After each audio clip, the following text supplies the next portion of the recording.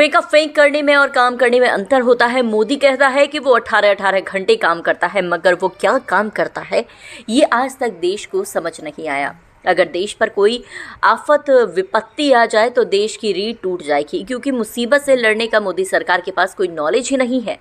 मोदी खुद एपिस्टीन फाइल देखने में बिजी रहता है और देश को केरला और कश्मीर फाइल दिखाने में देश जाए भाड़ में।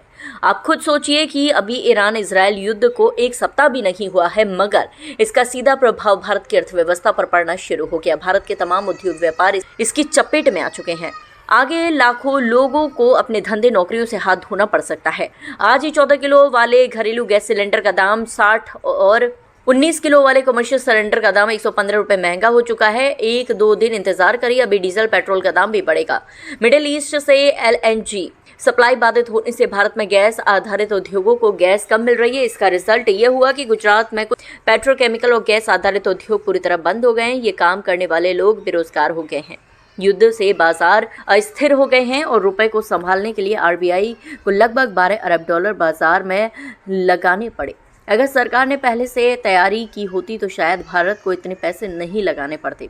इसके अलावा विदेशी निवेशकों ने भारतीय बाजार से लगभग 2 अरब डॉलर निकाल लिए।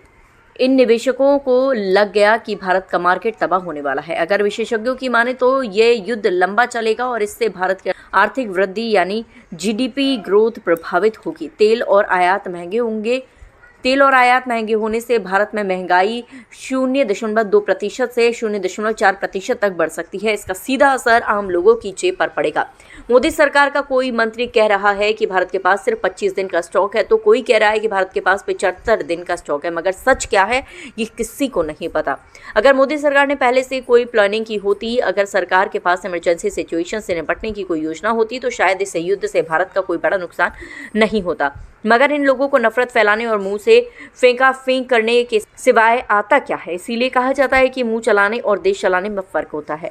अब प्रार्थना कीजिए कि युद्ध ज़्यादा लंबा न चले, वरना अपना देश कंगाल हो जाएगा। मोदी का क्या, वो तो जनता के रुपए से मुफ्त की अय्याशी कर रहा है। अपना सोचिए, हम आप कहाँ जाएंगे। इनकी कोई मेंटेनेंस नहीं है। इतनी दुर्घटनाएं हो रही हैं। सरकार कुछ नहीं कर रही इस बारे में। हमें ये विमान उड़ाते हुए भी डर लग रहा है।